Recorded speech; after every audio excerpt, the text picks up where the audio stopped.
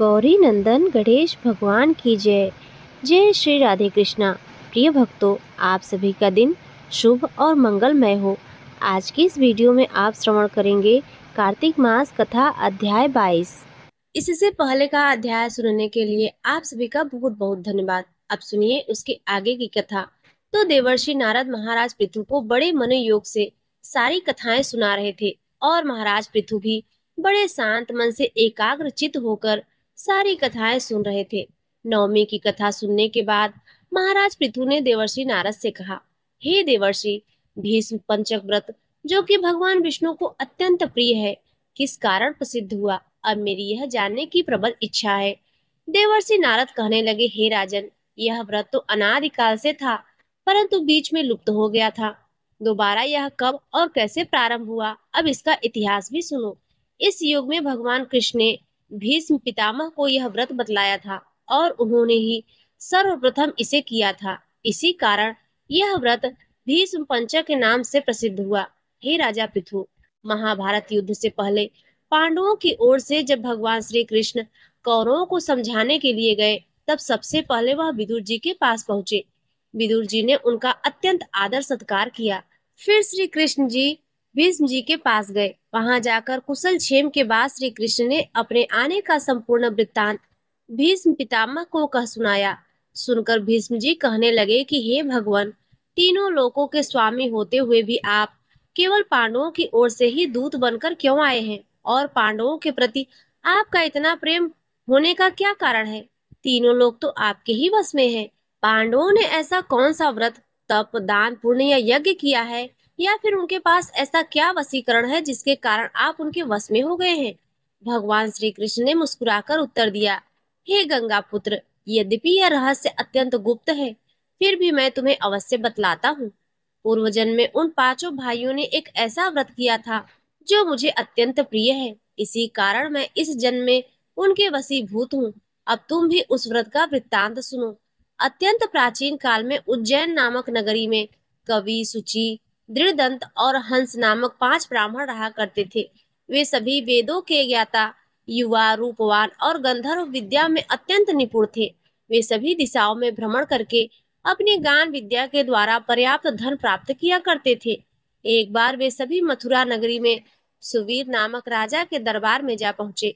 संगीत कला में निपुण तो थे ही, तो उन्होंने सोचा कि क्यों न चलकर राजा के महल में अपनी इस कला का प्रदर्शन किया जाए। तो उन्होंने राजसभा में इसका प्रदर्शन करने की इच्छा प्रकट की। वे 4 दिन तक उपवास और परम पवित्र यमुना जी में स्नान करते रहे। फिर उन्होंने किसी से राजा का संपूर्ण वृत्तांत सुना। उन्होंने बताया कि राजा की कादम्बरी नामक एक अत्यंत सुंदर धर्म पत्नी है। वह संगीत विद्या में निपुण, मधुर बोलने वाली, नृत्य में अत्यंत प्रवीण, रूप, लावण्य और यौवन में अद्वितीय है। वह प्रतिदिन राजा के सम्मुख एकांत में नृत्य और गायन किया करती है। यह सुनकर वे पांचों एवं ऐसे स्थान पर जाकर खड़े हो गए जहाँ कादम्बरी ने नृत्य और ताल के स्वर सुनाई पड़ते थे। इसके बाद राजा के पास आने जाने वाले से वह कहने लगे, बड़े दुख की बात है, आपके राजा के पास नृत्य कला तो जानने वाला कोई है ही नहीं। वीणा में तार बराबर नहीं है, 2 तार ढीले हैं और बाजे की धुन के अनुसार तो नृत्य भी शुद्ध नहीं है। यह बात वहां उपस्थित लोगों में से किसी ने जाकर राजा से कह सुनाई। राजा ने जहां पर कादम्बरी का नृत्य हो रहा था, वहीं पर उन पांचों को बुलवा लिया। वहां पहुंचकर उन्होंने राजा को पहले तो आशीर्वाद दिया, फिर राजा के निकट ही आसन पर बैठ गए। कादम्बरी ने फिर उनको संगीत विद्या में अत्यंत निपुण समझकर उनके सामने अपना विशिष्ट नृत्य प्रस्तुत किया। जब उनके चक्र ताल दिया तो उन ब्राह्मणों ने उन्हें रोक दिया। उसने चक्र छोड़कर यथा योग्य ताल दिया, मगर चक्र खंडित नहीं किया। कादम्बरी के इस गुण और उसके रूप माधुर्य को देखकर पांचों उस पर मोहित हो गए। कादम्बरी भी उन पांचों को देखकर उन पर मोहित हो गई। उसने रात्रि के समय गुप्त रूप से अपनी एक सहेली के साथ उन पांचों को यह संदेश भिजवाया कि तुम में से एक प्रतिदिन नगरी के उत्तर की ओर यमुना नदी के तट पर समीप लताओं से घिरे हुए निर्जन एकांत नामक तीर्थ में मेरे पास आकर अपनी अपनी विद्या और गुण का प्रदर्शन करो। उस समय मैं वीणा और राग का कौशल दिखलाऊंगी। सुनाते हुए भगवान कहने लगे कि एक ब्रह्मचारी जो कि मेरा भक्त था, दुष्ट संगति से बचने के लिए वह गांव से बहुत दूर रहा करता था। उन दिनों वह भीष्म पंचक व्रत करके मंदिर में मेरा पूजन किया करता था। कार्तिक शुक्ल एकादशी के दिन उस संगीतांग ब्राह्मणों में कवि नाम का एक बड़ा भाई भी उस मंदिर में आया। कादम्बरी भी वहां पर पहुंच गई। वहां मेरे भक्त ने जिस प्रकार पूजन किया, कवि नामक ब्राह्मण ने भी ठीक वैसा ही पूजन किया। उसके बाद हाथ में बीड़ा लेकर उसने गायन प्रारंभ कर दिया। मेरा भक्त क्योंकि अपने मन पर विजय प्राप्त कर चुका था, इस कारण गायन सुनकर भी उसे क्रोध नहीं आया। उधर कादम्बरी और कवि समस्त रात्रि गायन और नृत्य करते रहे। प्रातःकाल ब्रह्मचारी भक्त को गोबर का आचमन करते हुए देखकर कवि ने भी वैसा ही किया। इसके बाद कादम्बरी वापस अपने महल में चली गई। ब्रह्मचारी की संगति और रात्रि जागरण के कारण कवि के समस्त पाप दूर हो गए। इसलिए द्वादशी के दिन वह अपना समस्त द्रव्य दान करके विरक्त हो गया। दूसरे दिन सुचि आया। उसने भी रात्रि भर कादम्बरी के साथ नृत्य और गायन किया और फिर ब्रह्मचारी की तरह पूजन करके गोमूत्र का आचमन किया। प्रातः काल होते हुए भी वह भी अपना संपूर्ण धन दान करके सन्यासी हो गया। उसने निश्चय किया कि जिस प्रकार कादम्बरी के नृत्य और गायन और रूप को देखकर ब्रह्मचारी का मन भी चलायमान नहीं हुआ, मोहित नहीं हुआ, ठीक उसी प्रकार मुझे भी अपने मन को वश में अवश्य ही करना चाहिए। द्वादशी के बाद तीसरे दिन यानी कि त्रयोदशी तिथि को दृढ़ नामक वाला भाई कादम्बरी से मिलने आया और समस्त रात्रि उसने भी नृत्य और गायन किया और ब्रह्मचारी की तरह उसने भी पूजन किया और गाय के दूध से आचमन किया। दोनों भाइयों के समान वह भी विरक्त होकर सन्यासी बन गया। अगले दिन अर्थात चतुर्दशी को, जिसे बैकुंठ चतुर्दशी कहते हैं, उस मंदिर में चौथा भाई जिसका नाम दंत था आया और पहले अपने भाइयों की तरह उसने भी कादम्बरी के साथ रात भर नृत्य और गायन करके ब्रह्मचारी से बचे हुए घी का पान करते हुए मन शुद्ध हो जाने के कारण उसने भी संन्यास ले लिया। वह भी विरक्त हो गया। सबसे अंत में अर्थात पूर्णिमा को हंस नामक सबसे छोटे भाई ने आकर ब्रह्मचारी को प्रणाम किया और यमुना जी में स्नान करके आंवले के वृक्ष के नीचे श्राद्ध कर्म किया और बाद में अपने ही भाइयों के समान वह भी विरक्त हो गया। इस प्रकार पांचों भाइयों ने एक एक दिन यह व्रत किया। कथा समाप्त करते हुए भगवान श्री कृष्ण ने कहा, हे भीष्म, कार्तिक मास में हमारा पूजन और दान पूर्ण करने से करोड़ों योग्यों के समान फल प्राप्त होता है। उधर राजा ने नित्य प्रति रात्रि में कादम्बरी के मंदिर में जाने का समाचार पाकर उसे महल में ही बंद कर दिया, जिससे वह मंदिर न जा सके। कार्तिक मास में हमारे सामने नृत्य गायन करने के कारण वही कादम्बरी अगले जन्म में द्रौपदी हुई। हंस नामक वाला ब्राह्मण आंवले के वृक्ष के नीचे श्राद्ध आदि कर्म करने से युधिष्ठिर हुआ। एकादशी के जागरण के कारण कवि अर्जुन, सुचि सहदेव, दंत नकुल और दृढ़ नामक वाला ब्राह्मण पराक्रमी भीम हुआ। हे भीष्म जी, वस्तुतः पूर्व जन्मों में पांडवों द्वारा किए गए इस व्रत के प्रभाव से ही मैं उनके वशीभूत हूँ और इस जन्म में मैं उनका साथ दे रहा हूँ। भीष्म पितामह को भीष्म पंचक व्रतों का महात्म सुनाकर भगवान कृष्ण मौन हो गए। इस प्रकार देवर्षि नारद ने महाराजा पृथु को भीष्म पंचक व्रत का महात्म सुनाया। तो प्रिय भक्तों, आज के अध्याय में बस इतना ही। अगले अध्याय में आप इसकी आगे की कथा श्रवण करेंगे।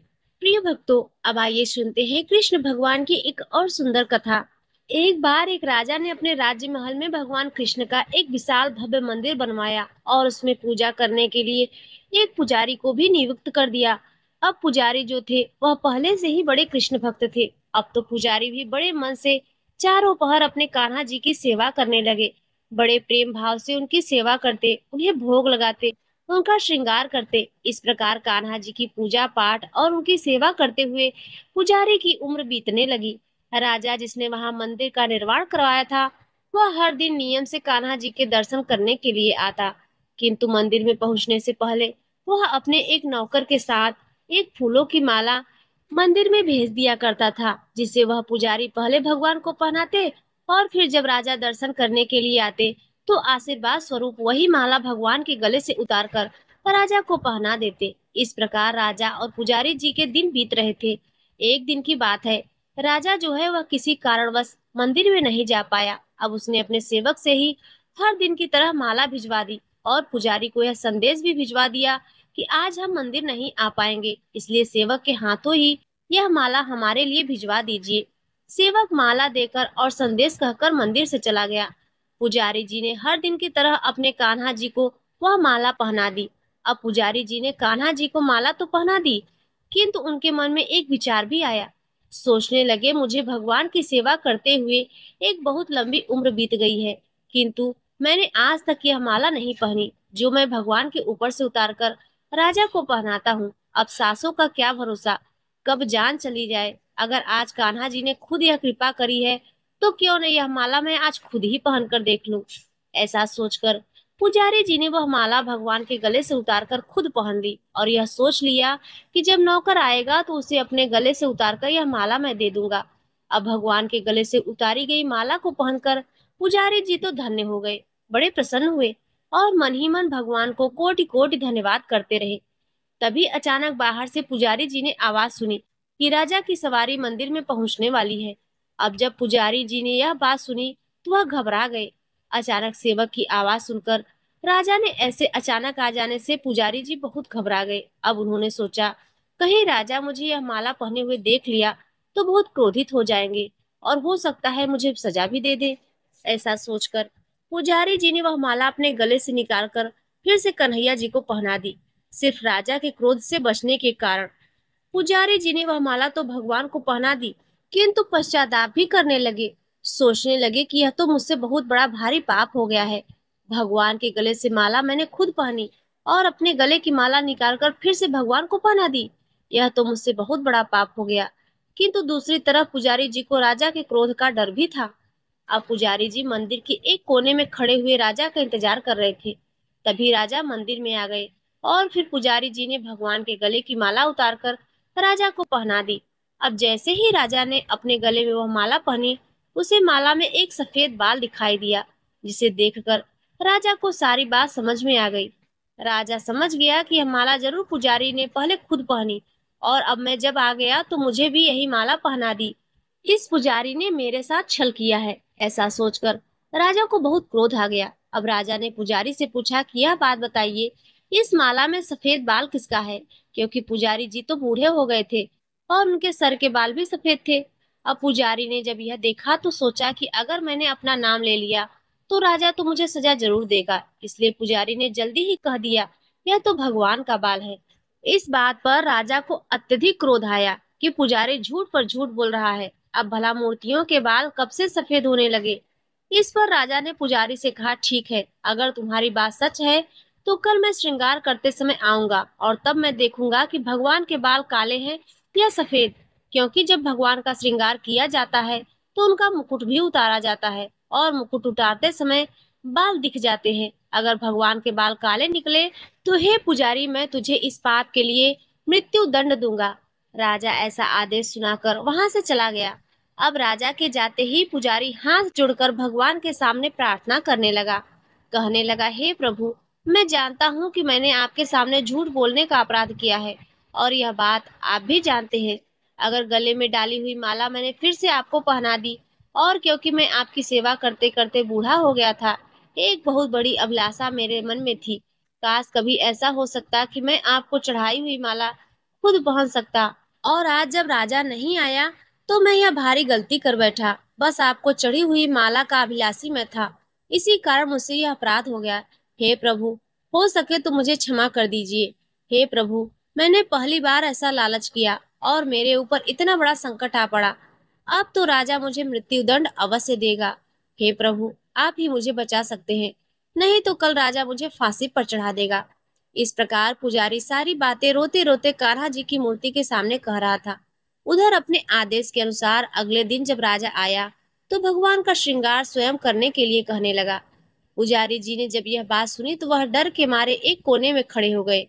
अब उनके मन में बहुत घबराहट थी, कहीं मूर्ति के बाल काले निकले तो सारा सत्य सामने आ जाएगा। अब राजा ने जैसे ही ठाकुर जी का श्रृंगार करने के लिए उनका मुकुट हटाया तो यह देखकर हैरान रह गया, क्योंकि कन्हैया जी यानी कि ठाकुर जी के सभी बाल सफेद थे।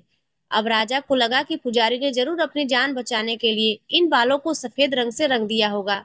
देखिए, राजा को अब भी यकीन नहीं आ रहा था। अब राजा ने बालों की जांच करने के लिए कान्हा जी की मूर्ति से एक बाल पकड़कर जोर से खींचा तो वहां से खून की धार बहने लगी।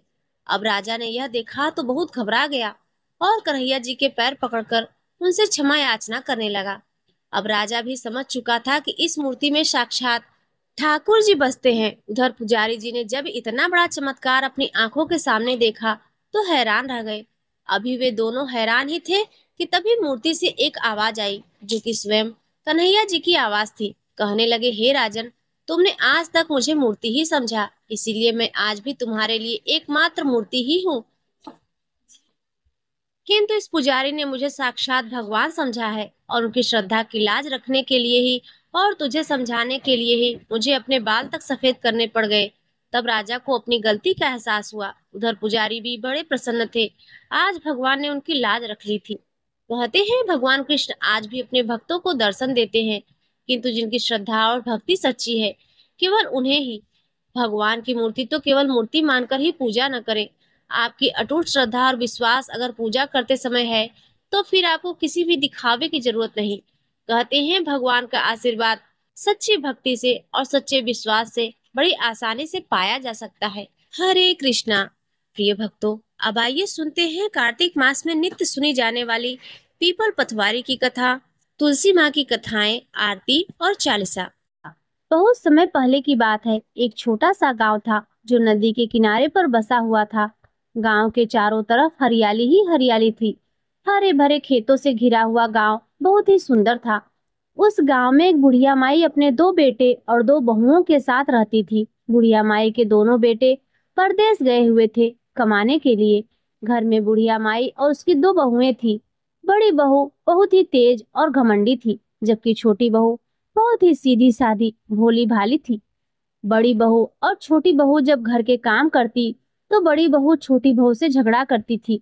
सास जानती थी कि उसकी बड़ी बहू बहुत तेज है और छोटी वाली बड़ी भोली है, लेकिन बेचारी क्या करती, दोनों बहुओं को समझाती और ज्यादा कुछ कह भी नहीं सकती थी, क्योंकि उसे घर में लड़ाई झगड़ा पसंद नहीं था। इसीलिए बुढ़िया माई सोचने लगी कि इनके लिए कोई उपाय खोजना पड़ेगा, जिससे ये काम में भी लगी रहे, व्यस्त भी रहे और झगड़ा लड़ाई भी कम होगा। अब बुढ़िया माई के पास काफी सारी गाय भैंसे थी। दोनों बहुएं गाय भैंसों का भी काम करती थी। बुढ़िया माई ने एक उपाय सोचा, क्यों न दोनों बहुओं को दूध और दही बेचने के लिए गांव में भेज दिया जाए, जिससे कुछ आमदनी भी हो जाए। इसके रोज रोज के झगड़े भी खत्म हो जाएंगे। बुढ़िया माई को यह उपाय सही लगा, इसलिए बुढ़िया माई ने अपनी दोनों बहुओं को एक एक मटकी दी और वह दूध से भर दी और बोली, जाओ, जाकर गांव में दूध दही बेचकर आओ और जो भी पैसे हो वह मुझे ला कर दो। अब छोटी बहू बेचारी जानती नहीं थी, कभी घर से निकली नहीं थी। बड़ी बहू तो बहुत तेज थी, बाहर के काम भी किया करती थी, लेकिन छोटी बहू सोचने लगी वह कैसे दूध बेचेगी। लेकिन फिर भी सास का हुक्म था तो मानना ही था। इसीलिए दोनों देवरानी जेठानी दूध और दही बेचने के लिए मटकियां उठाकर गांव गांव बेचने के लिए चल दी। सुबह सुबह के 4 बजे थे। दोनों देवरानी जेठानी अलग अलग दिशा में चली गई, क्योंकि एक दिशा में जाएंगी तो दूध जल्दी नहीं बेच पाती, इसीलिए दोनों अलग अलग दिशा में चली गई। जिधर छोटी बहू गई थी उधर गांव की औरतें कार्तिक स्नान कर रही थी, क्योंकि कार्तिक का महीना लग चुका था। अब छोटी बहू ने देखा काफी सारी औरतें हैं जो कुछ कर रही हैं, भजन गा रही हैं, कहानी कह रही हैं। वह उनके पास गई और कहने लगी, बहनों, तुम यह सब क्या कर रही हो? तब उनमें से एक औरत बोली, बहन, हम कार्तिक स्नान कर रहे हैं और यह तुलसी जी और पथवारी और पीपल देवता को सींचते हैं। कार्तिक स्नान करने का बड़ा ही महत्व है। जिसका पति परदेश गया हो वह जल्दी लौट आता है, घर में कलह खत्म हो जाती है, अन्न धन के भंडार भर जाते हैं, कुंवारी लड़कियों को मनपसंद वर मिलता है, निसंतान को संतान मिलती है। इस तरह से उसने कार्तिक का महत्व छोटी बहू को बताया। तो छोटी बहू के मन में आया कि वह भी कार्तिक स्नान करेगी और उसने मन में निश्चय कर लिया, अब चाहे कुछ भी हो जाए, अब वह कार्तिक स्नान करेगी। उसने देखा कि सभी जो औरतें थीं सब कार्तिक महाराज, तुलसी माता और पीपल पथवारी की कथा कह रही थी। तो बहू ने अपना दूध उधर पीपल पथवारी में सींच दिया और बैठ गई कथा कहानी सुनने के लिए। उधर बड़ी बहू अपना सारा दूध बेचकर और पैसे लेकर घर जाने लगी। इधर छोटी बहू जैसे वह औरतें पूजा कर रही थी उनकी तरह ही कथा कहानी कही, तुलसी जी और पीपल पथवारी की परिक्रमा की और वहीं पर गंगा स्नान किया, क्योंकि नदी का घाट था। अब उसे थोड़ी देर हो गई, वह घर खाली हाथ आई, क्योंकि दूध तो वह पीपल पटवारी को चढ़ा आई थी।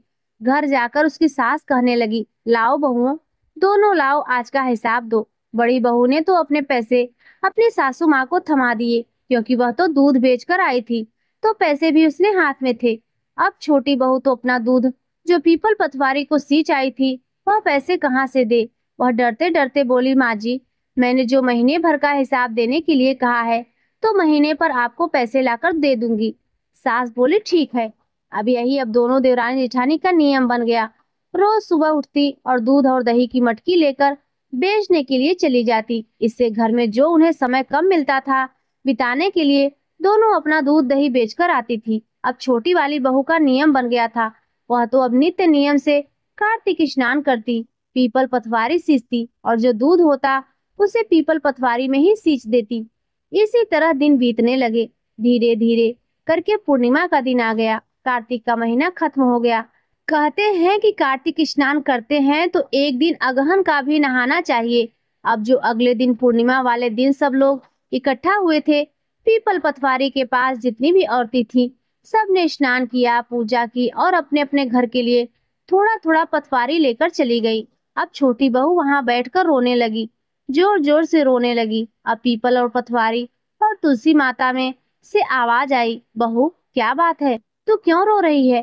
तब बहू कहने लगी, मैं क्या करूं, घर पर मेरी जेठानी और मेरी सास तो बहुत क्लेश करेंगी, क्योंकि मैंने तो पूरा महीना दूध पीपल पटवारी और तुलसी में सींच दिया है। अब मेरी सास मुझसे हिसाब मांगेगी तो मैं हिसाब कहाँ से दूंगी, वह मुझसे पैसे मांगेगी।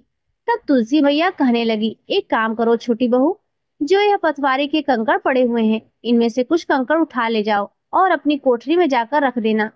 अब जो छोटी बहू ने जो कंकड़ उठा लिए और वहां से चल दी, जाकर अपनी कोठरी में जाकर धर दिए। अब दोपहर हुई तो जेठानी भी आ गई, अपने पैसे लिए। सास बड़ी खुश थी। सास छोटी बहू से बोली, बहू तूने हिसाब नहीं दिया महीने का, कितने पैसे हुए हैं। बहू बेचारी डरते हुए बोली, देखो माँ जी, जितने भी पैसे हैं मैंने ना सब अंदर कोठरी में रख दिए हैं। सास बोली, ठीक है बहू, मैं जाकर देख लेती हूँ। बेचारी बहू डर ही रही थी कि दूध तो बेचा ही नहीं, तो पैसे कहाँ से आएंगे। लेकिन अब जो होगा सब उसने कार्तिक भगवान पर छोड़ दिया। हे कार्तिक के राई दामोदर, हे ठाकुर जी, हे तुलसी माता, हे पीपल देवता, हे पटवारी माता, अब तुम ही मेरी लाज बचाना। अब उधर बुढ़िया माई जो कोठरी में गई तो क्या देखती है कि वहां तो हीरे जवाहरात चमक रहे हैं, बड़े हीरे मोती चमक रहे हैं। अब बुढ़िया माई ने आवाज लगाई, अरे ओ बहू, बहू इधर तो आ। अब छोटी बहू बेचारी सोचने लगी, आज तो सच्चाई सामने ही आ जाएगी। बेचारी डरते कांपते गई, कहने लगी, जी माँ जी। सास कहने लगी, अरे बहू, यह तू कहाँ से लेकर आई है, इतना सोना चांदी हीरे मोती चमक रहे हैं, किसके यहाँ से चोरी करके लाई है। अब छोटी बहू यह चमत्कार देखकर सन्न रह गई। वह हाथ जोड़कर जय हो कार्तिक भगवान की, जय हो पीपल पटवारी की, जय हो तुलसी मैया की कहने लगी। बोली, माँ जी, मैंने न तो किसी के यहाँ चोरी की है और न ही किसी के यहाँ डकैती डाली है, न ही किसी को ठगा है। मुझ पर तो पीपल पटवारी और तुलसी माता की कृपा हुई है। मैं तो एक महीना जो अपना कार्तिक स्नान किया था और जो आप दूध बेचने के लिए देती थी, वही मैं पीपल पटवारी में सींच देती थी। मुझे तो उन्होंने ही दिया है। अब बुढ़िया माई बड़ी खुश हो गई, अपनी छोटी बहू को गले से लगा लिया। यह देखकर बड़ी जिठानी जल भुन गई, इसे तो इतना दे दिया, अब तो सास इसी के गुण गाएगी। अब क्योंकि सास तो पहले भी छोटी बहू को चाहती थी, लेकिन वह दोनों बहुओं में कभी फर्क नहीं करती थी। किंतु बड़ी बहू के मन में तो अब ईर्ष्या आ गई, अब तो छोटी का मान बढ़ जाएगा, क्योंकि इतना धन जो लेकर आई है। अब जो उसने ठान लिया कि वह भी कार्तिक स्नान करेगी। उसने अपनी छोटी देवरानी से पूछा कि छोटी, सच सच बता, तूने कैसे किया। वह कहने लगी, दीदी, जब हम दूध बेचने जाते थे, जिस दिशा में मैं जाती थी उधर गंगा जी का घाट था। गंगा जी के किनारे पर एक पीपल था और एक पटवारी थी और तुलसी जी उगी हुई थी। वहां पर काफी औरतें गंगा स्नान करके जो कार्तिक स्नान करती थी, वहीं पर तुलसी पीपल पटवारी सींचती थी। तो मैंने भी वह सब देखा और उन लोगों से पूछा, तो उन्होंने कार्तिक महात्म्य की कथा सुनाई। उनकी कथा कहानी सुनी तो जो मैंने दूध बेचने के लिए जाती थी, कथा कहानी पूजा करके, उनकी परिक्रमा करके, स्नान करके, जो मैं सारा दूध दही वहीं पर चढ़ा देती थी। अब बड़ी बहू ने भी ठान लिया कि वह भी कार्तिक स्नान करेगी, वह भी धन लेकर आएगी और सास की नजरों में महान बनेगी। अब धीरे धीरे समय बीता, फिर से कार्तिक मास आया। अब सास ने फिर से बड़ी बहू और छोटी बहू को दूध बेचने के लिए भेज दिया। अब जो दोनों ने दिशा बदल ली, जिस दिशा को जेठानी जाती थी उस दिशा को छोटी बहू जाने लगी और बड़ी बहू अपना उस दिशा को जाने लगी। लेकिन छोटी बहू फिर भी अपना कार्तिक स्नान करती थी। उसने ठान लिया था कि अब जब तक जीवन रहेगा वो कार्तिक स्नान करेगी। तुलसी पूजन उसने अपना रोज नित्य नियम बना लिया था। अब वह बहुत ही धार्मिक प्रवृत्ति की थी। पूजा पाठ तो वह पहले ही किया करती थी, लेकिन अब वह बड़ी लगन से पूजा करने लगी। तुलसी जी सींचने लगी और कार्तिक स्नान करती। इधर जेठानी ने देखा कि बहुत सी औरतें कार्तिक स्नान कर रही हैं। वह भी कार्तिक स्नान करने लगी, लेकिन वह सोचने लगी, देवरानी ने तो कच्चा दूध चढ़ाया था, मैं तो गर्म दूध चढ़ाऊंगी और मुझ पर जो कार्तिक भगवान ज्यादा प्रसन्न होंगे। अब वह क्या करती, घर से गर्म दूध लेकर जाती और पीपल पथवारी पर चढ़ा देती।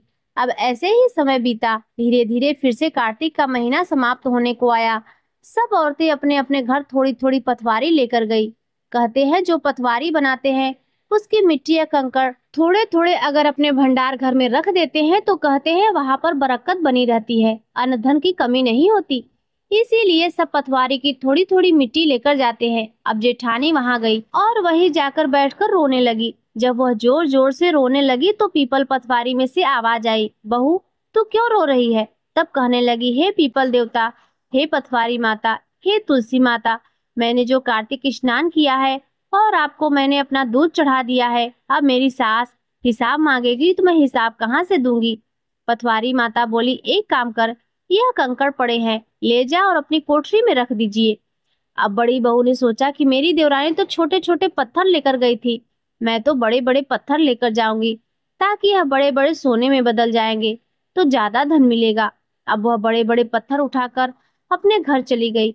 बड़ी बहू ने कंकड़ लाकर कोठरी में रख दिए और कोठरी का दरवाजा बंद कर दिया और कहने लगी अपनी छोटी से, छोटी आज चलो खीर पूरी बनाते हैं, आज जो हमारा कार्तिक स्नान पूरा हुआ है। क्योंकि जेठानी के मन में तो लालच था, वह तो सोच रही थी आज तो बहुत धन मिलेगा। इस खुशी में वह खीर पूरी बनाने में जुट गई। उधर सास कहने लगी दोनों बहुओं से, बहुओं लाओ मुझे दूध का हिसाब दो, जो तुमने कितने का दूध बेचा है। अब जो बड़ी बहू कहने लगी, माँ जी मैंने तो हिसाब के पैसे लाकर अंदर कोठरी में रख दिए हैं, आप कोठरी के अंदर जाकर देख लेना। बुढ़िया माई बोली, ठीक है। छोटी बहू कहने लगी, माँ जी ले लेना हिसाब, कौन सी जल्दी हो रही है, लो पहले भोजन कर लो फिर हिसाब देख लेना, हिसाब कहीं भागा थोड़ी ना जा रहा है, कोठे में ही रखा है। अब सासू माँ अपनी सगी सहेलियों के साथ घूमने आई, फिर उसे याद आया कि हाँ बड़ी बहू से हिसाब लेना है। बोली, बड़ी बहू कहाँ है हिसाब के पैसे? तो बड़ी बहू कहने लगी, माँ जी मैंने कोठरी में अंदर रख दिए हैं। बुढ़िया माई कोठरी के अंदर गई। उधर बड़ी बहू की खुशी का ठिकाना नहीं था। आज तो उसकी कोठरी में हीरे मोती जगमगाएंगे और वह तो बड़े बड़े हो जाएंगे, क्योंकि वह तो बड़े बड़े पत्थर लाई है। जैसे ही बुढ़िया माई ने दरवाजा खोला तो क्या देखती है, कोठरी के अंदर जो कीड़े मकोड़े सांप बिच्छू तरह तरह के पड़े हुए थे। यह देखकर बुढ़िया माई की चीख निकल गई। जैसे ही बुढ़िया माई चीखी, दोनों बहुएं रसोई से भागी। अब बड़ी बहू सोचने लगी, इतना सारा धन देखकर बुढ़िया माई की खुशी का ठिकाना नहीं रहा, इसीलिए बुढ़िया माई चिखी है। अब वह तो बड़ी ही खुश और बड़ी ही अकड़ से चलने लगी। देखती हूँ और बोली, माँ जी देख लिया ना, मैं छोटी बहू से कितना ज्यादा धन लेकर आई हूँ।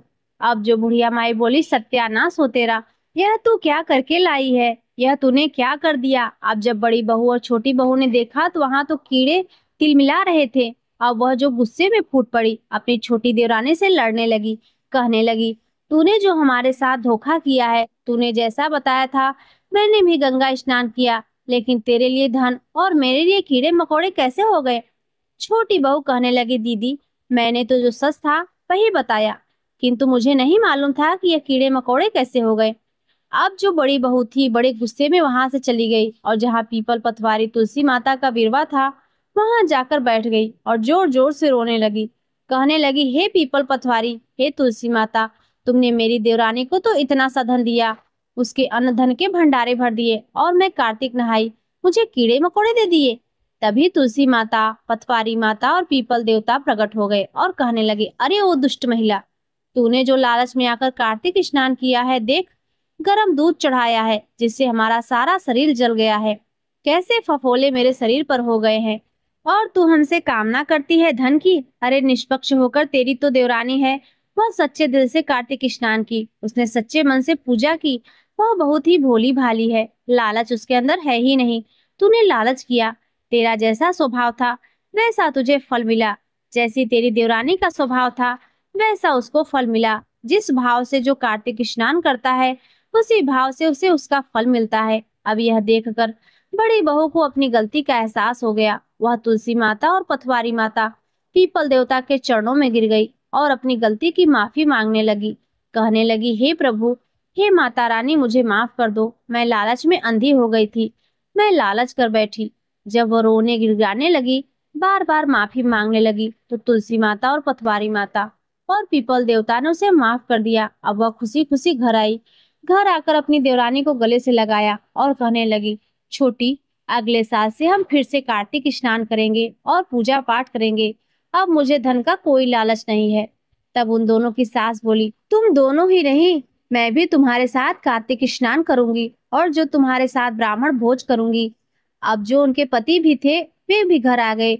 उन्होंने भी गांव में अपना दुकान खोल ली, अपना बिजनेस करने लगे, क्योंकि अब उनके पास धन हो गया था, इसीलिए उन्हें अब परदेश जाकर कमाने की जरूरत नहीं थी। फिर से कार्तिक का मास आया। अब तीनों सास बहू मिलकर सवेरे 4 बजे उठ जाती, गंगा के घाट पर जाती और तीनों बड़े ही दिल से, बड़े ही सच्चे मन से परमात्मा को याद करती और डुबकी लगाती। जल से तुलसी जी को सींचती, पीपल सींचती, पटवारी सींचती, कथा कहानी कहती और ऐसे ही महीना बीत गया। फिर घर आई। जिस दिन आखिरी दिन था, कार्तिक मास पूरा हो गया था। पूर्णिमा के दिन उन्होंने 5 ब्राह्मणों को बुलाकर भोजन कराया, दान दक्षिणा दी, जो भी उन पर दान बना, और बड़े बड़े अच्छे मन से उन्होंने कार्तिक नहाने का प्रण लिया। अब दोनों देवरानी जेठानी को 9वें महीने बहुत ही सुंदर एक एक पुत्र ने जन्म लिया। कार्तिक मैया की कृपा से जो उनके घर में पुत्र रत्न की प्राप्ति हुई, जिसे बुढ़िया माई और उसका परिवार बहुत ही प्रसन्न था। उसके घर में खुशियां छा गई। 2-2 पोते पाकर बुढ़िया माई भी निहाल हो गई। इस तरह से कार्तिक स्नान करने का फल उन्हें मिला। हे कार्तिक माता, हे कार्तिक के भगवान राय दामोदर जी, हे ठाकुर जी, हे तुलसी माता, हे पटवारी माता, हे पीपल देवता, जैसे आपने छोटी को फल दिया वैसे ही यह कहानी कह रहे और जो यह कहानी सुन रहे हैं और जो हुकारा भर रहे हैं, उन सभी की मनोकामनाओं को पूर्ण करना। जैसे देवरानी को खुशी मिली वैसे ही सबको मिले, और जैसे जेठानी के ऊपर विपत्ति आई वैसे किसी के ऊपर विपत्ति ना आए। प्रेम से बोलिए, विष्णु भगवान की जय, तुलसी सालिक राम भगवान की जय, पीपल पतवारी की जय, लक्ष्मी नारायण भगवान की जय। कार्तिक मास में तुलसी की पूजा का विशेष महत्व है। तुलसी माता को हरि प्रिया भी कहा जाता है। जितना भगवान श्री हरि विष्णु सोने, चांदी, हीरे, मोती और रत्नों से प्रसन्न नहीं होते, उतना सिर्फ तुलसी दल से प्रसन्न हो जाते हैं। सच्ची श्रद्धा भाव से तुलसी दल भगवान विष्णु को अर्पित करने से मनुष्य के सभी संकट कट जाते हैं और मनोकामनाएं पूर्ण हो जाती है। एक बार एक गांव में एक बुजुर्ग महिला रहा करती थी। वह बहुत ही पूजा पाठ करती थी। वह रोज तुलसी माँ की पूजा करती और वह बुजुर्ग महिला रोज तुलसी माता से कहती, तुलसी माँ, मुझे बहू दो, पीताम्बर की धोती दो, मीठा मीठा ग्रास दो, बैकुंठ में वास दो, चटक की चाल दो, पटक की मौत दो, चंदन का काठ दो, रानी सा सास दो, दाल भात का भोजन दो, ग्यारस की मौत दो और श्री कृष्ण जी का कंधा दो। वह बुजुर्ग मैया हर महीने तुलसी माता की रोज पूजा किया करती, उनके बिरवे को सींचती। तुलसी माता बुजुर्ग महिला की बात सुन सुनकर धीरे धीरे सूखने लगी। प्रिय भक्तों, तभी भगवान श्री कृष्ण जी ने देखा कि तुलसी माता सूख रही हैं, और तभी एक दिन भगवान श्री कृष्ण तुलसी माता जी के पास प्रकट हुए और भगवान श्री कृष्ण जी ने तुलसी माता से पूछा, हे तुलसी, तुम क्यों सूख रही हो? सभी महिलाएं तुम्हारी पूजा करती हैं, तुमको रोज सींचती हैं, लेकिन फिर भी तुम सूखती जा रही हो। इसका क्या कारण है? जिसके बाद तुलसी माता ने भगवान श्री कृष्ण से प्रेम पूर्वक कहा, हे प्रभु, एक बुजुर्ग महिला मेरे पास रोज आती है और रोज एक ही बात बोलती है, हे तुलसी माता सबकी दाता, मैं तेरा बिरवा सींचती हूँ, तू मुझे बहू दो, पीताम्बर की धोती दो, मीठा मीठा ग्रास दो, बैकुंठ में वास दो, चटक की चाल दो, पटक की मौत दो, चंदन का काट दो, रानी सारास दो, दाल भात का भोजन दो, ग्यारस की मौत दो और श्री कृष्ण जी का कंधा दो।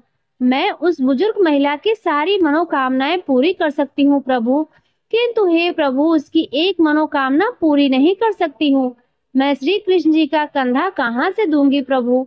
भगवान श्री कृष्ण जी तुलसी माता की बातों को सुनकर जोर जोर से हंसने लगे और फिर भगवान श्री कृष्ण जी ने तुलसी माता से कहा, तुम चिंता मत करो, जब उस बुजुर्ग महिला की मृत्यु होगी तब मौके पर मैं वहां पहुंचकर कंधा दे दूंगा।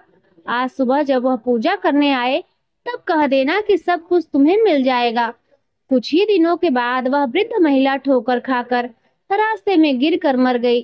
पूरे गांव के सभी लोग आए। उस महिला को सभी लोग धर्मात्मा मानते थे। उसको तुलसी जी की डोगरी कहते थे। उसके परिवार में कोई भी नहीं था, इसीलिए गांव वालों ने ही उसके अंतिम संस्कार की योजना बनाई और उसे नहला धुलाकर अर्थी पर बैठाने के लिए उसे उठाने लगे तो उसका मृत शरीर इतना भारी हो गया कि उसे उठा ही नहीं पाए। यह देखकर वहां के सभी लोग तरह तरह की बातें करने लगे और कहने लगे, यह इतना पूजा पाठ करती थी, हर समय माला फेरती थी, इसीलिए यह इतना भारी हो गई है।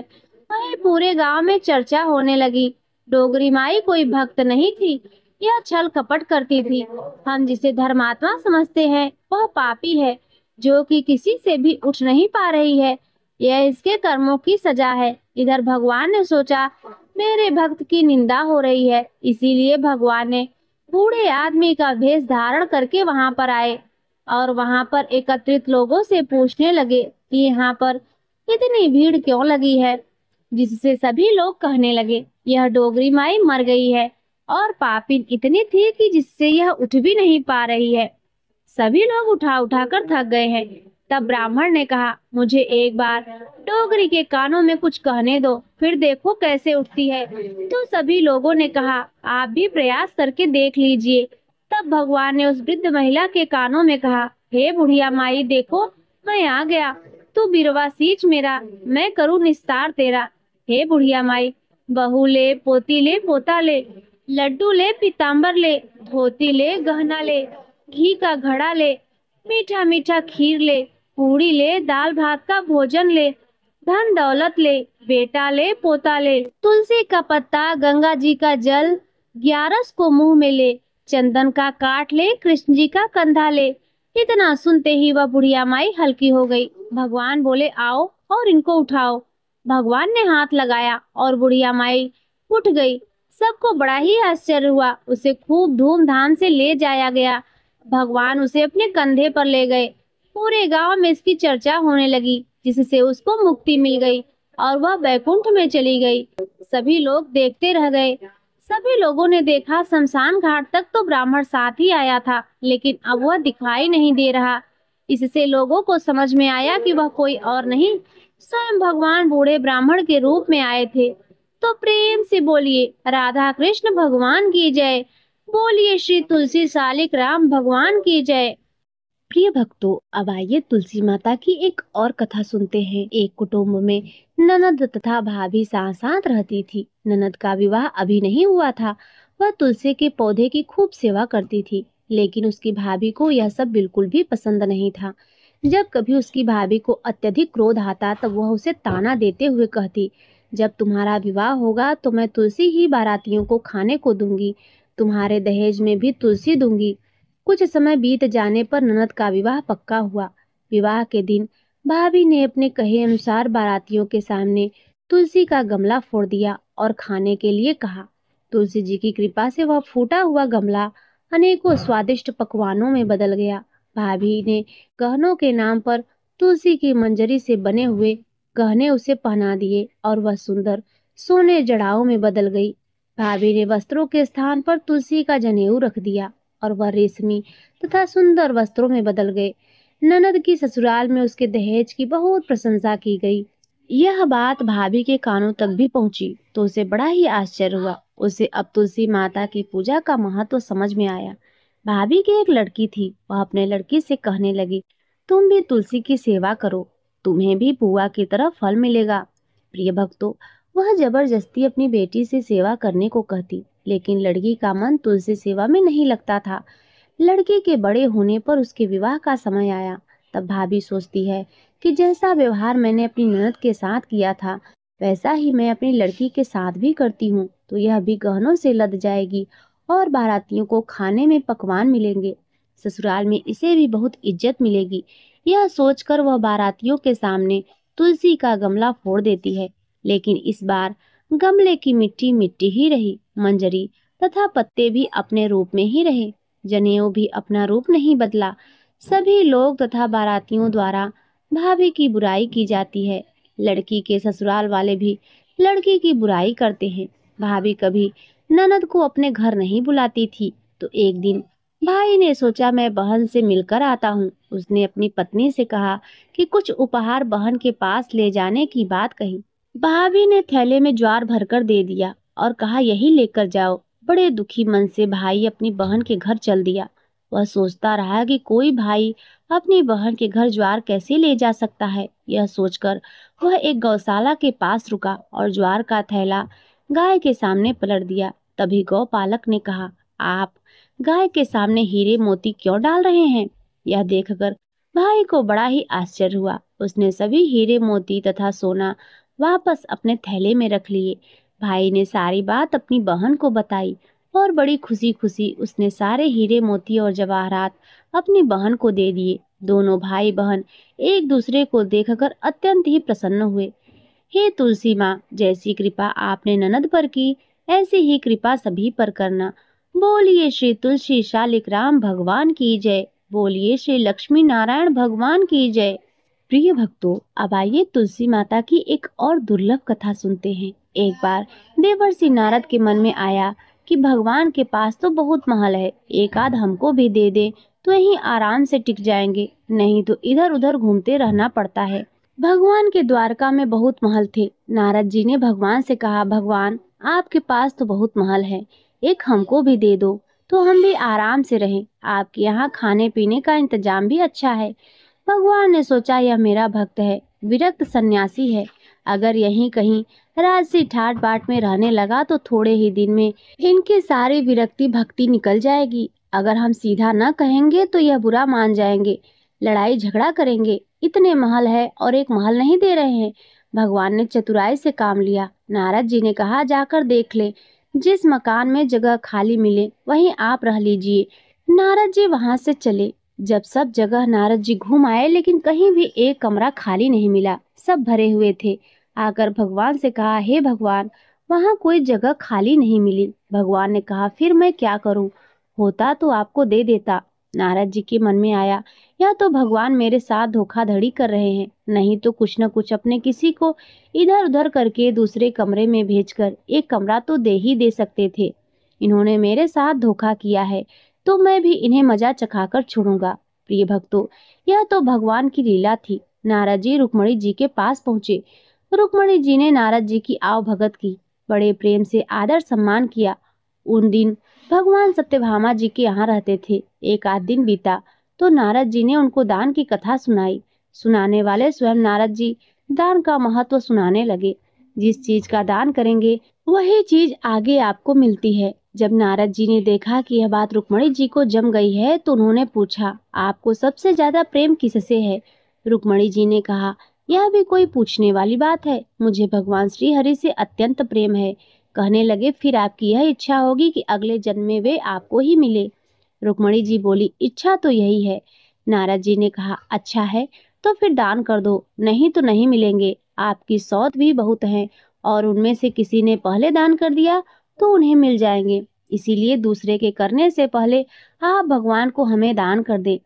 रुक्मणी जी को बात जच गई। उन्होंने सोचा कि जन्म जन्म में भगवान मिलेंगे तो दान तो कर ही देना चाहिए।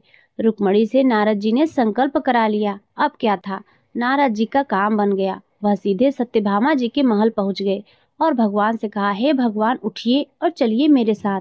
भगवान ने कहा, कहाँ चलना है, क्या बात हुई? नारद जी ने कहा, आप कुछ नहीं, आपको मैंने दान में लिया है। आपने एक कोठरी भी मुझे नहीं दी, तो मैं आपको ही सन्यासी बनाकर पेड़ के नीचे सुलाऊंगा।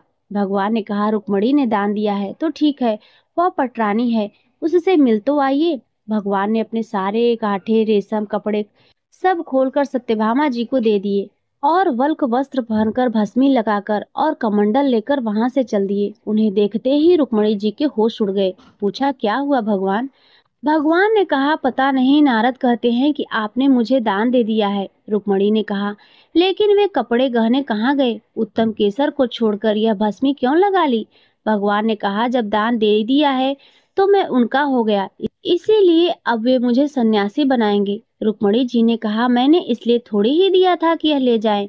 भगवान ने कहा, तब किस लिए दिया था आपने हमें दान में?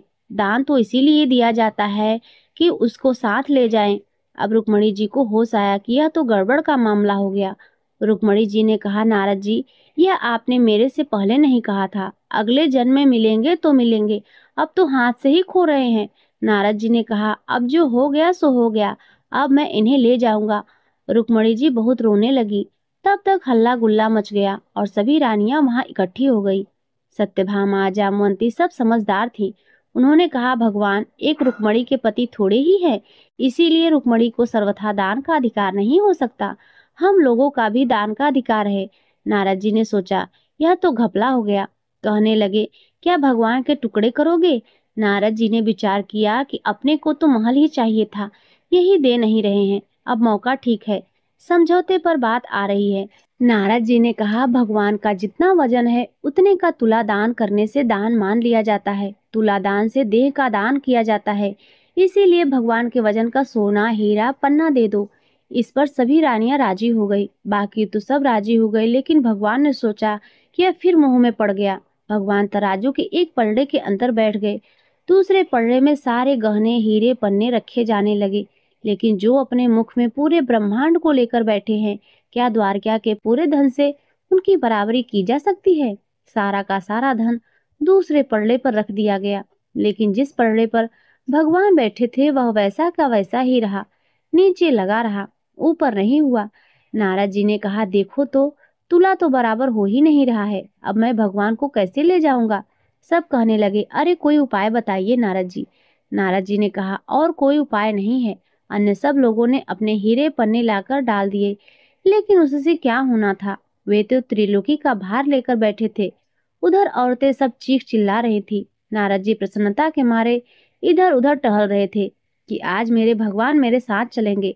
भगवान ने धीरे से रुक्मणी को बुलाया। रुक्मणी ने कहा, भगवान, कुछ उपाय निकालिए, आप इतना भार लेकर बैठ गए हैं, हम लोगों का क्या हाल होगा? भगवान ने कहा, ये सब हीरे पन्ने निकाल दो, सारे सोने, सारे गहने उतार दो। यह सब निकालकर तुलसी का एक पत्ता और सोने का एक छोटा सा टुकड़ा रख दो, तो तुम लोगों का काम हो जाएगा। रुक्मणी जी के कहने पर सारा सामान हटाया गया। सारा सामान हटा दिया गया और एक छोटे से सोने के टुकड़े और तुलसी का पत्ता रखा गया, तो भगवान के वजन के बराबर हो गया। सबने नारद जी से कहा, आप ले जाइए तुलादान। नारद जी ने खूब हिला डुला कर देखा, कहीं कोई ठगी तो नहीं मार रहा। नारद जी ने कहा, हे भगवान, मेरे साथ फिर से धोखा हो गया। यह पत्ता लेकर मैं क्या करूंगा? यह आप अच्छा नहीं कर रहे हैं, केवल घर वालों की बात सुनते हैं, मेरी तरफ तो देखते भी नहीं।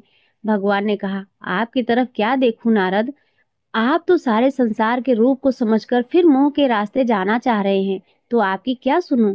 तब नारद जी ने समझ लिया कि भगवान ने जो किया सो ठीक किया। जो तुलसी का एक पत्ता आपके बराबर है वह तुलसी महान है। जिस तुलसी को चढ़ाने से आप अति प्रसन्न होते हैं, उस तुलसी का गुणगान करने वाले, उस कथा को सुनने वाले भगवान विष्णु के प्रिय होते हैं। वे निश्चित ही देवतुल्य होते हैं। हे भगवान, आपको कोटि कोटि प्रणाम है। मैंने आज तुलसी के एक पत्ते के महत्व को समझा, मेरी भूल को आप क्षमा करिए। भगवान बड़े प्रसन्न होकर तराजू से उठे और नारद जी को छाती से लगाया। तो प्रेम से बोलिए, तुलसी शालिक राम भगवान की जय, राधा कृष्ण भगवान की जय। प्रिय भक्तों, अब आइए सुनते हैं लक्ष्मी नारायण भगवान की कथा। एक बार भगवान विष्णु जी शेष नाग पर बैठे बैठे उदास हो गए और धरती पर जाने का विचार बनाया। धरती पर जाने का मन बनाते ही विष्णु जी जाने की तैयारी में लग गए। अपने स्वामी को तैयार होता देखकर लक्ष्मी जी ने उनसे पूछा, हे स्वामी, आप कहाँ जाने की तैयारी में लगे हैं? जिसके उत्तर में विष्णु जी ने कहा, हे देवी, मैं धरती लोक पर घूमने जा रहा हूँ। यह सुनकर माता लक्ष्मी जी का भी मन धरती पर जाने का हुआ। उन्होंने श्रीहरि से इसकी आज्ञा मांगी। लक्ष्मी जी ने प्रार्थना करने पर भगवान जी बोले, आप मेरे साथ चल सकती हैं, लेकिन एक शर्त है। अगर आप धरती पर पहुंचकर उत्तर दिशा की ओर ना देखें, तभी मैं आपको अपने साथ लेकर जाऊंगा। यह सुनते ही माता लक्ष्मी जी तुरंत हाँ कर देती हैं और विष्णु जी के साथ धरती लोक पर जाने के लिए तैयार हो जाती हैं। माता लक्ष्मी जी और भगवान विष्णु जी सुबह सुबह धरती पर पहुंच गए। जब वे पहुंचे तब सूर्य देवता उदय ही हो रहे थे। कुछ दिनों पहले ही बरसात हुई थी, इसीलिए धरती पर चारों ओर हरियाली ही हरियाली थी। धरती बेहद ही सुंदर दिखाई दे रही थी, इसीलिए माँ लक्ष्मी जी मंत्रमुग्ध होकर धरती के चारों ओर देख रही थी। माँ लक्ष्मी जी भूल गई थी कि पति को क्या वचन देकर आई थी। अपनी नजर घुमाते ही उन्होंने सब उत्तर दिशा की ओर देखा। उन्हें पता ही नहीं चला। मन ही मन में मुग्ध हुई माता लक्ष्मी जी ने जब उत्तर की ओर देखा तो उन्हें एक सुंदर बगीचा नजर आया। उस ओर से भीनी भीनी खुशबू आ रही थी। बगीचे में बहुत ही सुंदर सुंदर फूल खिले हुए थे। फूलों को देखते ही माँ लक्ष्मी बिना सोचे समझे उस खेत में चली गई और एक सुंदर सा फूल तोड़कर लाई। फूल तोड़ने के बाद जैसे ही माँ लक्ष्मी जी ने भगवान विष्णु के पास वापस लौट आई, तब भगवान विष्णु जी की आंखों में आंसू भरे थे। माँ लक्ष्मी जी के हाथ में फूल देखकर विष्णु जी बोले, कभी भी किसी से बिना पूछे उसका कुछ भी नहीं लेना चाहिए। और साथ ही माँ लक्ष्मी जी को विष्णु जी को दिया हुआ वचन भी याद दिलाया। माँ लक्ष्मी जी को जब अपनी भूल का आभास हुआ तो उन्होंने भगवान के सामने इस भूल की क्षमा मांगी। विष्णु जी ने कहा कि आपने जो भूल की है उसकी सजा तो आपको अवश्य मिलेगी। जिस माली के खेत से आपने बिना पूछे फूल तोड़ा है, यह एक प्रकार की चोरी है। इसीलिए अब आप 3 वर्षों तक माली के घर नौकर बनकर रहो। उसके बाद मैं आपको बैकुंठ में वापस बुलाऊंगा। भगवान विष्णु जी का आदेश मानकर माता लक्ष्मी जी चुपचाप सर झुकाकर मान स्वीकार किया। जिसके बाद माँ लक्ष्मी जी ने एक गरीब औरत का रूप धारण किया और उस खेत के माली के घर गई। माधव नाम के उस माली का एक झोपड़ा था, जहाँ माधव पत्नी को, दोनों बेटों और 3 बेटियों के साथ रहता था। माता लक्ष्मी जी एक साधारण औरत बनकर माधव के झोपड़े पर पधारी तो माधव ने पूछा कि बहन, आप कौन हैं? तब माँ लक्ष्मी ने कहा कि मैं एक गरीब औरत हूँ। मेरी देखभाल करने वाला कोई नहीं है। मैं कई दिनों से खाना भी नहीं खाई हूँ। मुझे कोई काम दे दो। मैं तुम्हारे घर का सारा काम करूंगी और इसके बदले मैं आपसे अपने घर के एक कोने में आसरा दे देना। माधव बहुत ही अच्छे दिल का मालिक था।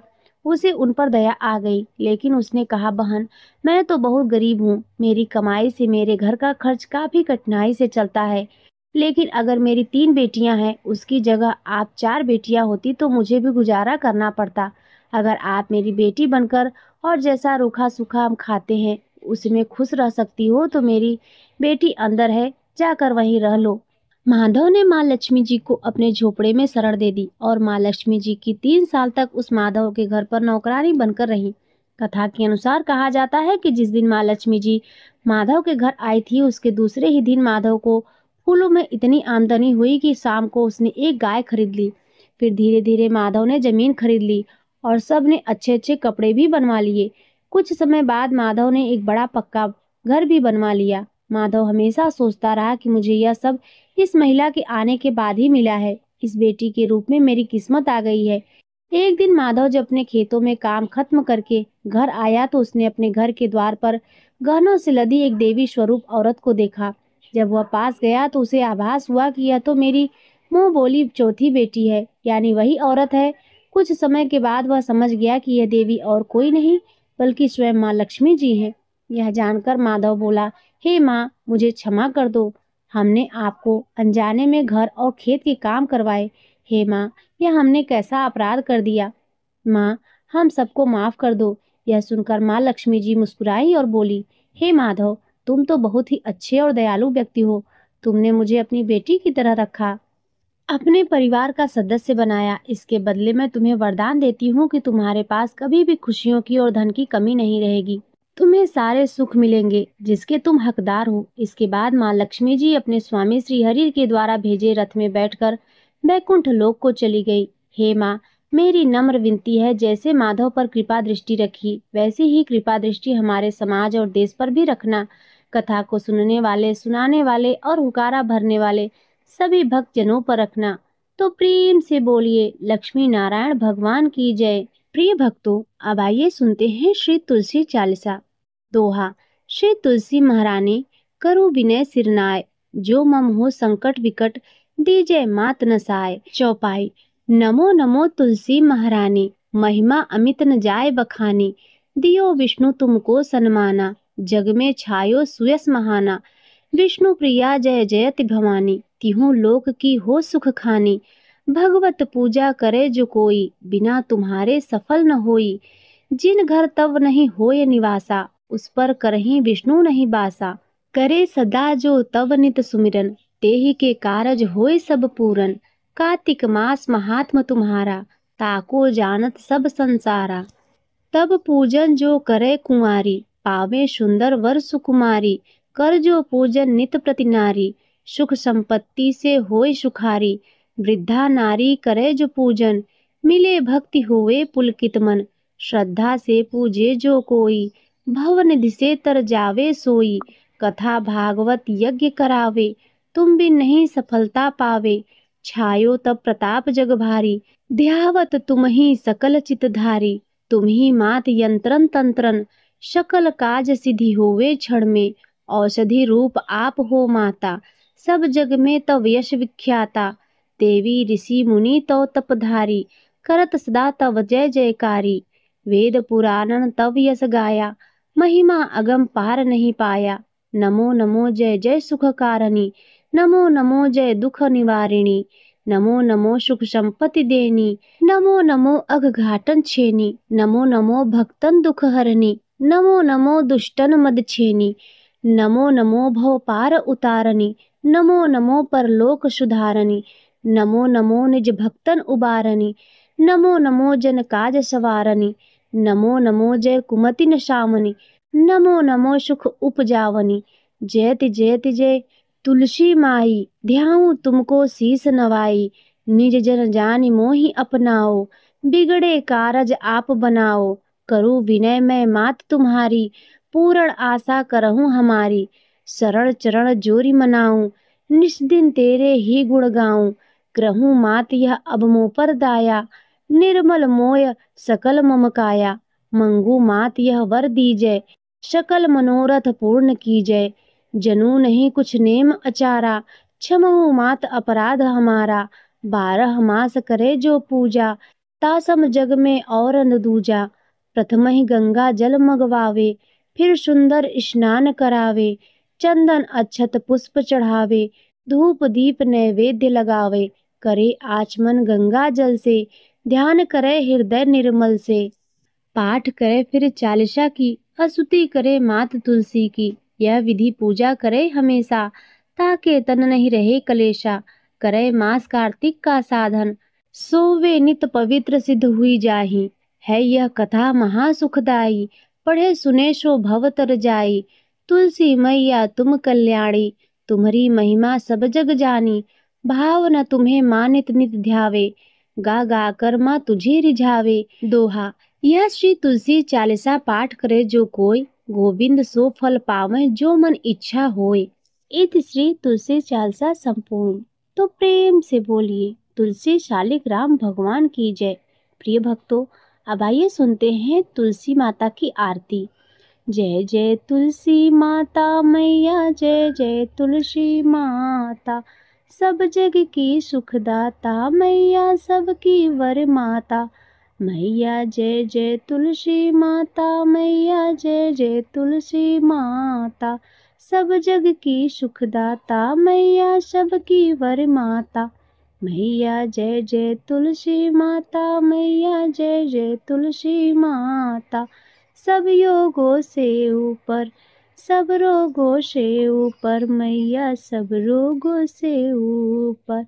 रक्षा करे मैया, मैया सबकी रक्षा करे, सबकी भव बाधा। मैया जय जय तुलसी माता, जय जय तुलसी माता। मैया जय जय तुलसी माता, सबकी वर माता। मैया जय जय तुलसी माता। बटु पुत्र है श्यामा, सुरवल्ली है ग्रामा। मैया सुरवल्ली है ग्रामा, मैया सुरवल्ली है ग्रामा। विष्णु प्रिया जो नर तुम सेवे, विष्णु प्रिया जो नर तुम सेवे। विष्णु प्रिया जो तुम नर सेवे, सो नर तर जाता। मैया जय तुलसी माता, मैया जय जय तुलसी माता। सब जग की वरदाता, मैया सब जग की वरदा। हरि के शीस विराजत, हरि के शीस विराजत। त्रिभुवन से हो वंदित, त्रिभुवन से हो वंदित। पतित जनों की तारिणी, तुम हो विख्यात। मैया जय जय तुलसी माता, मैया जय जय तुलसी माता। सब जग की वर माता, सबकी वर माता। लेकर जन्म विजन में आई, दिव्य भवन में मैया आई। दिव्य भवन में मैया आई, दिव्य भवन में मैया आई। मानो लोक तुम्ही से, मानो लोक तुम्ही से। सुख संपत्ति पाता। मैया जय जय तुलसी माता, जय जय तुलसी माता। मैया जय जय तुलसी माता। हरि को तुम अति प्यारी, मैया हरि को तुम अति प्यारी। श्याम वरण तुम्हारी, मैया श्याम वरण है तुम्हारी। प्रेम अजब है उनका, मैया प्रेम अजब है उनका। तुमसे कैसा नाता, मैया तुमसे कैसा नाता। जय जय तुलसी माता, मैया जय जय तुलसी माता। सब जग की वर माता, मैया सब जग की वर माता। जय जय तुलसी माता, मैया जय जय तुलसी माता। सभी प्रेम से बोलिए लक्ष्मी नारायण भगवान की जय, तुलसी शालिक राम भगवान की जय। प्रिय भक्तों, हमारे द्वारा सुनाई जा रही कथाएं यदि आपको पसंद आती हैं तो वीडियो को लाइक ज़रूर करें। चैनल पर यदि पहली बार आए हों तो सब्सक्राइब भी अवश्य करें और कमेंट में जय श्री राधे कृष्णा अवश्य लिखें।